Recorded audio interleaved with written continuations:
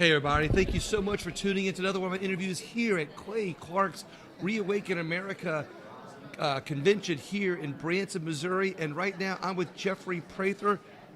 Jeffrey, thank you so much for coming on today. Oh, you're welcome. Thanks for having me. I appreciate it. Well, you're here. You're a speaker today. You got a lot of people excited. They're coming around talking to you. You also have a show, but I would like to introduce you to my audience who may not know you as what you speak about and what your show's about.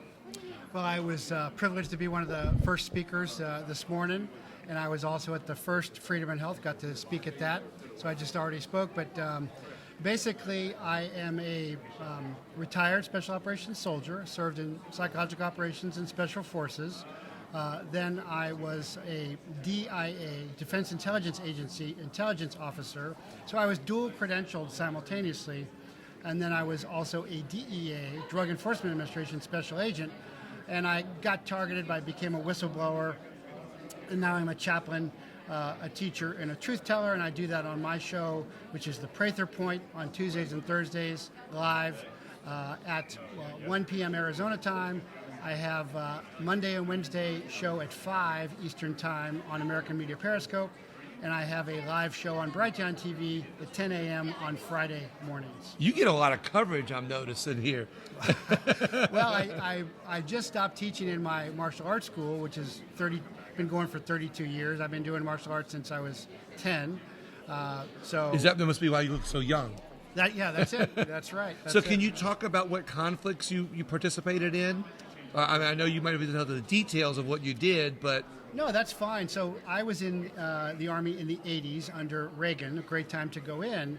But that's really relevant to today because I was working in covert operations. So I, for example, jumped into Mocoron, Honduras on the edge of Honduran-Nicaraguan border, and that's where I saw the CIA and the Contras, and then I started seeing the cash.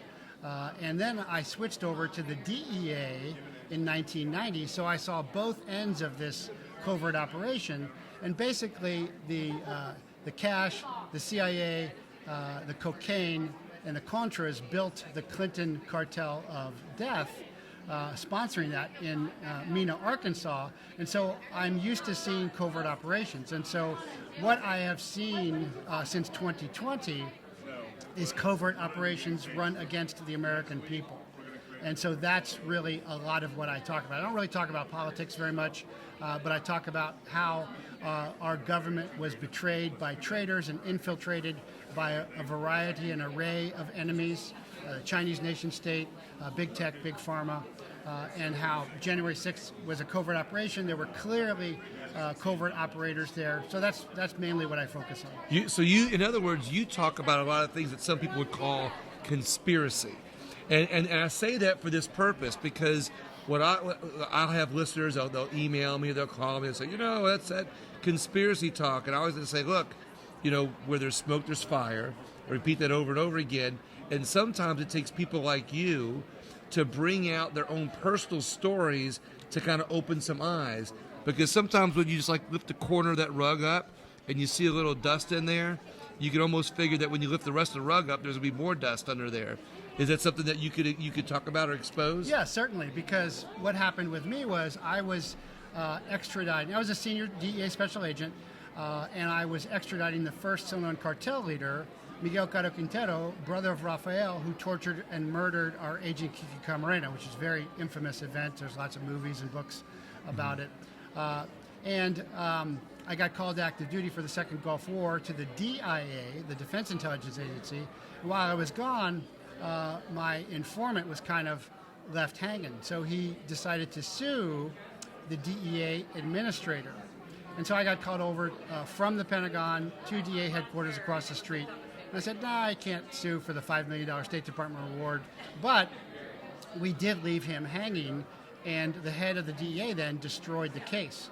Well, as soon as I said that, the DEA started coming after me, much the same way the FBI came after General Flynn, much the same way the FBI came after President Trump. So I've experienced all this a decade before them, and I see how they do it all. And in the end, I was never even charged. I've never been convicted of anything. But the whole purpose of that is to kill the messenger to stop the message. It's like if they make you spend enough money and quiet you down, they go away and you don't charge you. It's like we're going to hurt you just enough to make you be quiet. Yeah, exactly. Yeah, So, I probably spent $75K and had 5 lawyers at one time and was never even charged by the federal government. So this is also coincides with something that I've been talking about on my show. I've done 2 podcasts in the last couple of weeks.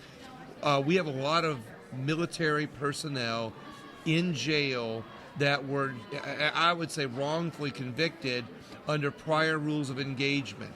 I don't know if you're sure, but there's a lot of warriors that are in jail right now, like Calvin Gibbs. I don't know if you know the name or not, that were charged under prior rules of engagement while they're in Afghanistan or Iraq, and where our own government brought out enemy combatant witnesses against our own veterans.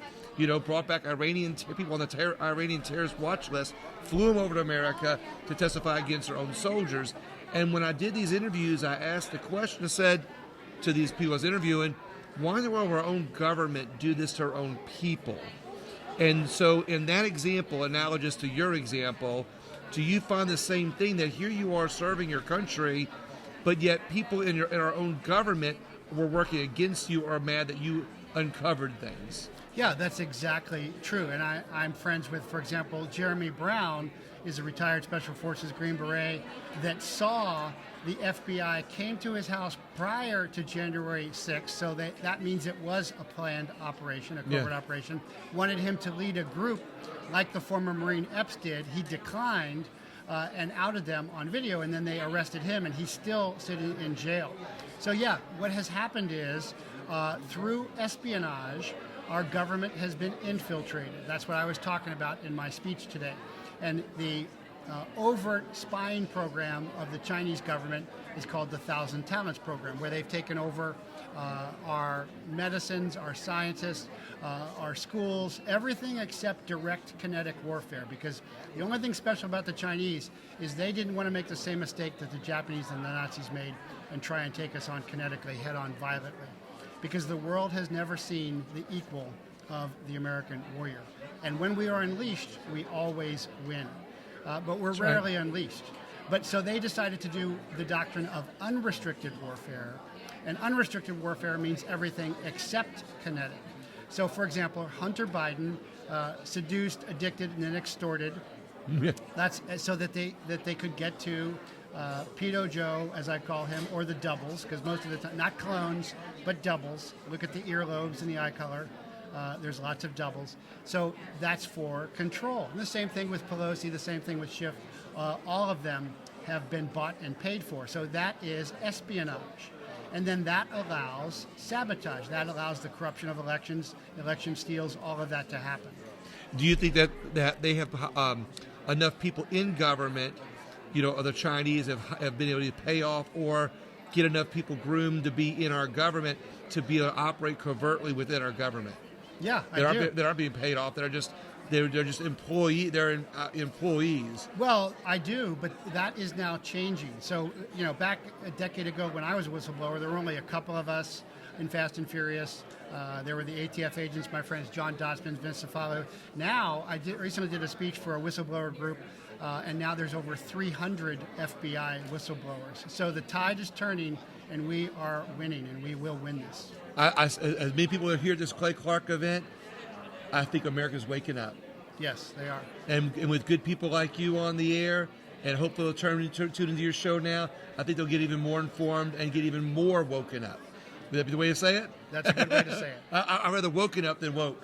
Definitely. Jeffrey, thank you so much for coming on my show today. I really appreciate you. Thank you. And everybody else, please tune into his show, and also please share this interview and this podcast. Thank you so much.